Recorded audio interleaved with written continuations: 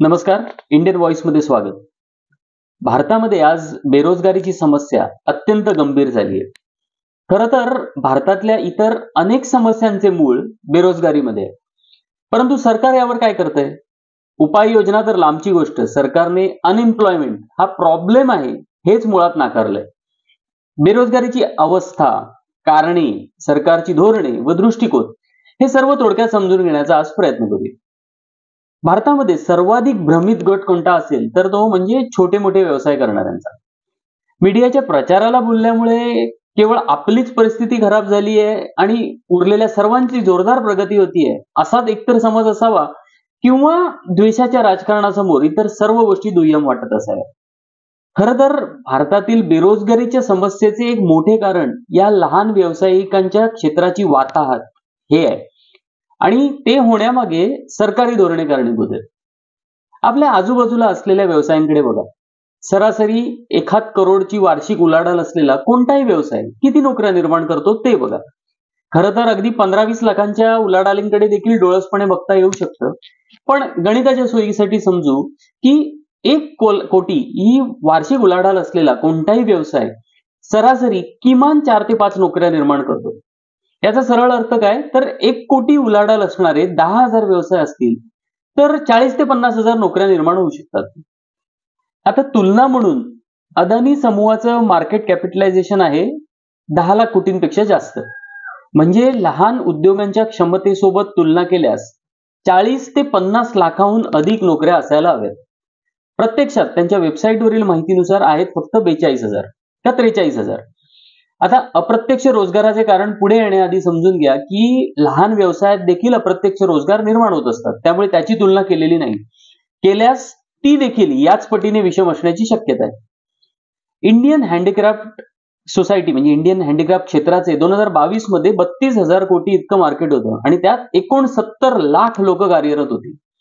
भारताच्या national प्रॉडक्टमध्ये informal सेक्टरचा वाटा 50% आहे, परंतु 90% कर्मचारी या क्षेत्रात कार्यरत आहेत. असंघटित क्षेत्रामध्ये अंदाजे 6 लाख लघु उद्योग आहेत आणि 6 कोटी मायक्रो युनिट्स आहेत. या मायक्रो युनिट्स मध्ये एमएसएमई क्षेत्राच्या 97% व्यक्ती कार्यरत आहेत. उलट भारतात अंदाजे 6,000 मोठे किंवा अवजड उद्योग आहेत. संघटित क्षेत्रात रोजगार असणाऱ्यांची टक्केवारी फक्त 6% आहे आणि असंघटित क्षेत्रात आहेत 94% रोजगार. साध्या भाषेत सांगायचं तर 10,000 कोटीच्या एका व्यवसायापेक्षा 1 कोटीचे 10,000 उद्योग निर्माण झाल्यास रोजगार निश्चितपणे वाढेल आणि उत्पन्नाची विभागणी तुलनेने अधिक लोकांमध्ये होऊन असमानता कमी होऊ शकते. परंतु देशातील गुंतवणुकीचा फार मोठा वाटा संघटित क्षेत्रात जातो. अंदाजे 80% गुंतवणूक या क्षेत्रात होते. वर कॉर्पोरेट क्षेत्राला मोठ्या सवलती व सबसिडीज दिल्या जातात, ज्याचा फायदा काही मुठभरांना होतो. मात्र तरीही या क्षेत्रामध्ये रोजगार निर्मिती होत नाही. इंडिया एम्प्लॉयमेंट रिपोर्ट 2024 नुसार भारतातील 3 पैकी 1 तरुण बेरोजगार आहे. पदवीधर तरुणांमध्ये बेरोजगारीचा दर 29%च्या वर गेलाय. जुलै 2023 सीएमआयच्या डेटानुसार भारतात उत्पादन क्षेत्रात 2016 मध्ये 5 कोटी 10 लाख नोकऱ्या होत्या. आता लोकसंख्या वाढली, जीडीपी वाढली, तर नोकऱ्या वाढून 2023 पर्यंत किमान 8 कोटी व्हायला पाहिजे होत्या, परंतु प्रत्यक्षात फक्त 3 कोटी 60 लाख नोकऱ्या उरल्या आहेत. म्हणजे आधीपेक्षा उलट नोकऱ्या कमी झाल्या. मे 2023 मध्ये इंडिया स्टाफिंग फेडरेशनने म्हटलं की आयटी सारख्या प्रीमियम क्षेत्रात मार्चच्या तिमाहीमध्ये 6% कंत्राटी नोकऱ्या कमी झाल्या. टीसीएसची कर्मचारी संख्या 19 वर्षात पहिल्यांदा कमी झाली. 13,250 कर्मचारी कमी झाले. इन्फोसिसची कर्मचारी संख्या 2024 मध्ये आधीच्या वर्षीच्या तुलनेत अंदाजे 26,000ने कमी झाली. त्यांनी आपल्या हायरिंग पॉलिसीज मध्ये सुद्धा बदल केलाय. हेच विप्रो व इतर कंपन्यांमध्ये सुद्धा झालंय. ऑगस्ट 2023 मध्ये समोर आलं की भारतातील टेक कंपन्यांनी त्या वर्षात साधारण 2.25 लाख लोकांना कामावरून काढून टाकले. आयआयएम मधून शिकून बाहेर पडलेल्या तरुणांनाही आता नोकऱ्या मिळत नाहीयेत. म्हणून त्यांतल्या काहींनी आपल्या माजी विद्यार्थ्यांना म्हणजे अल्युमनायला अपील केलंय की आपल्या संस्थेच्या विद्यार्थ्यांना नोकऱ्या मिळवून द्या. 2014 मध्ये आपल्या भाषणात मेक इन इंडियाची घोषणा करताना मोदींनी म्हटलं होतं, देशात उत्पादन क्षेत्राला म्हणजे मॅन्युफॅक्चरिंगला चालना देणार आणि जीडीपीच्या 25% बनवणार. प्रत्यक्षात मॅन्युफॅक्चरिंग टू जीडीपी रेशो हा होता त्यापेक्षा कमी झालाय आणि देशात उत्पादन क्षेत्रात 10 कोटी नोकऱ्या निर्माण करणार अशी घोषणा केली होती. प्रत्यक्षात 17 ते 21 मध्ये उत्पादन क्षेत्रातील 2.5 कोटी नोकऱ्या कमी झाल्या आणि त्यातल्या अंदाजे 2.25 कोटी नोकऱ्या या कोविडच्या आधी गेल्या होत्या. परिणामी कोट्यावधी लोक रोजगारासाठी कृषी क्षेत्राकडे वळली. या उलट आशिया खंडातील बांगलादेश व व्हिएतनाम या देशांनी 2000 ते 2020 दरम्यान आपले उत्पादन क्षेत्र दुप्पट केलं. अर्थमंत्री याचं खापर उद्योगपतींवर फोडतात आणि म्हणाल्या की बाजारात ते पुरेशी गुंतवणूक करत नाहीयेत, कारण 2011 मध्ये जीडीपीच्या 31% गुंतवणूक खासगी क्षेत्रातून होत होती, जी 2019 मध्ये 22%वर आली. साधं कारण म्हणजे डिमांड कमी आहे. आता याची सुरुवात झाली नोटबंदीपासून आणि त्यानंतर जीएसटीची कच्ची अंमलबजावणी आणि निवडक मुठभरांना पूरक अशा आर्थिक योजना, ज्याचा परिणाम म्हणजे देशातील उत्पन्नातील असमानता प्रचंड वेगाने वाढली. भारतातील तरुणांची लोकसंख्या 53% आहे आणि बेरोजगारी 22 ते 23% आहे. ते सुद्धा भारत डेमोग्राफिक गोल्डन पिरियड मध्ये असताना. मागच्या वर्षी रेल्वेच्या 35,000 नोकऱ्या ओपन झाल्या. एनटीपीसी म्हणजे नॉन टेक्निकल पॉप्युलर कॅटेगरी, साध्या भाषेत सांगायचं तर अनस्किल्ड जॉब्स, 35,000 नोकऱ्यांसाठी 1,25,00,000 अर्ज आले आणि तरी मोदी सरकार म्हणतं सगळं उत्तम चाललंय. प्रत्यक्षात 15 ते 60 वयोगटातील म्हणजे लेबर फोर्स मधले अंदाजे फक्त 21% व्यक्तींकडे नियमित मोबदला मिळेल अशा स्वरूपाचा रोजगार आहे, म्हणजे रेग्युलर वर्क.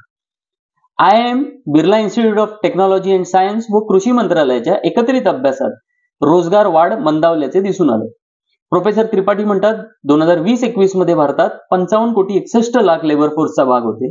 त्यातील 54.9% स्वयंरोजगारीत, 22.8%ना रेग्युलर रोजगार होता, तर 22.3% कॅज्युअल एम्प्लॉयमेंट म्हणजे गरज भासेल तेव्हा मिळणारे काम अशा स्वरूपात होते. CMIचे महेश व्यास यांच्या मते असंघटित क्षेत्रातील बहुतांश रोजगार अपुरा मोबदल्याच्या बदल्यात आहे.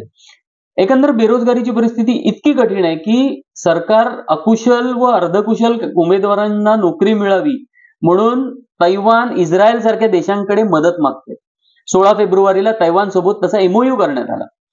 बेरोजगारी इतकी की युद्धग्रस्त इस्रायल आणि गाझामध्ये नोकरी मिळवण्यासाठी सुद्धा रांगा लागतात.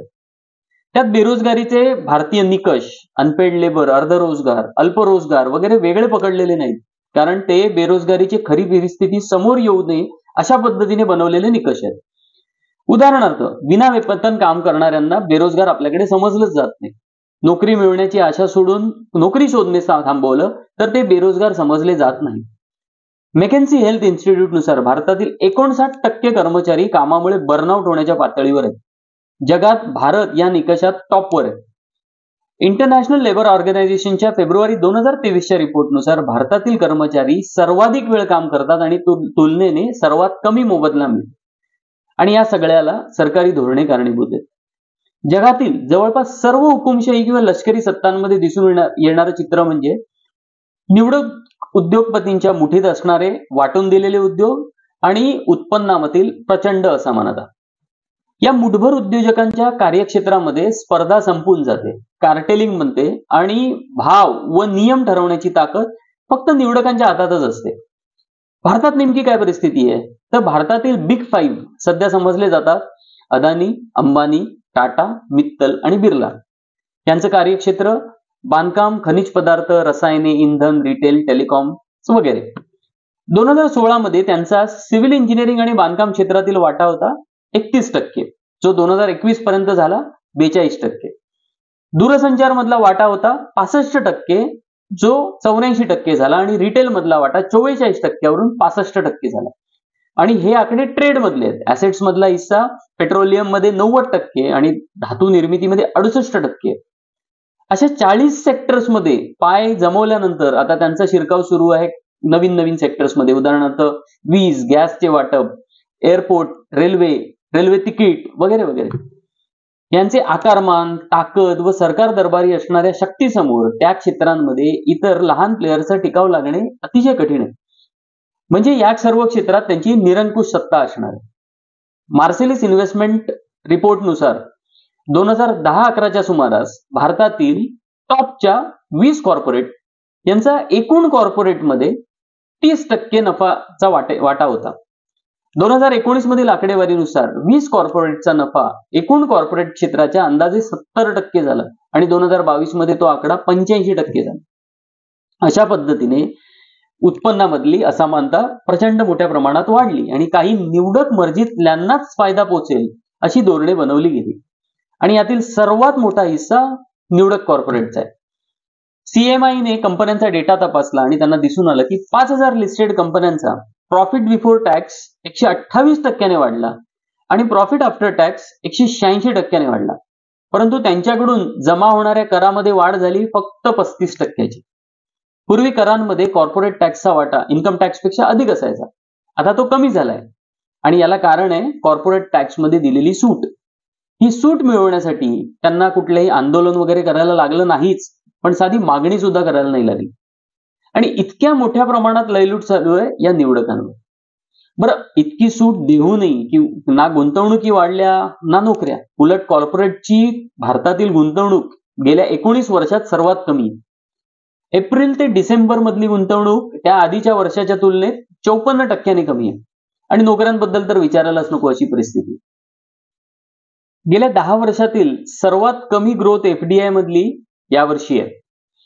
चीन विरोधी वातावरण जगभरात बनत असताना सुद्धा चीनमधल्या कंपन्या भारतात न येता व्हिएतनाम, इंडोनेशिया सारख्या देशामध्ये गेल्या.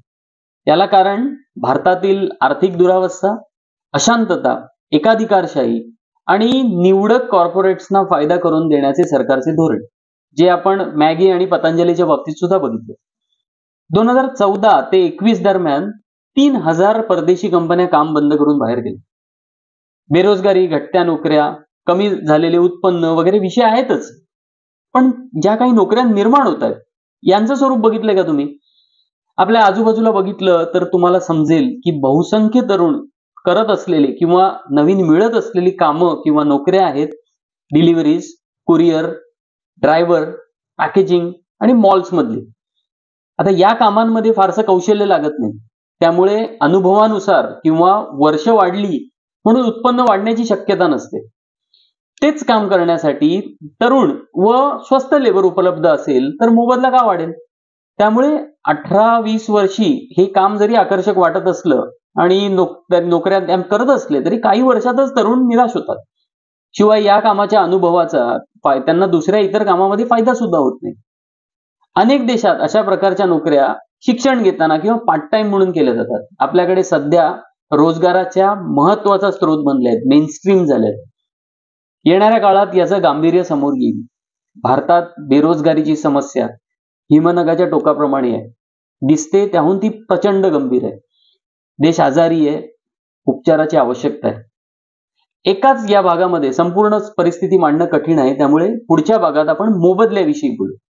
अर्थात आपल्या सहकार्याची आणि सपोर्टची अपेक्षा इंडियन व्हॉइसला आहेच, तो मिळत राहील अशी अपेक्षा ठेवतो. धन्यवाद.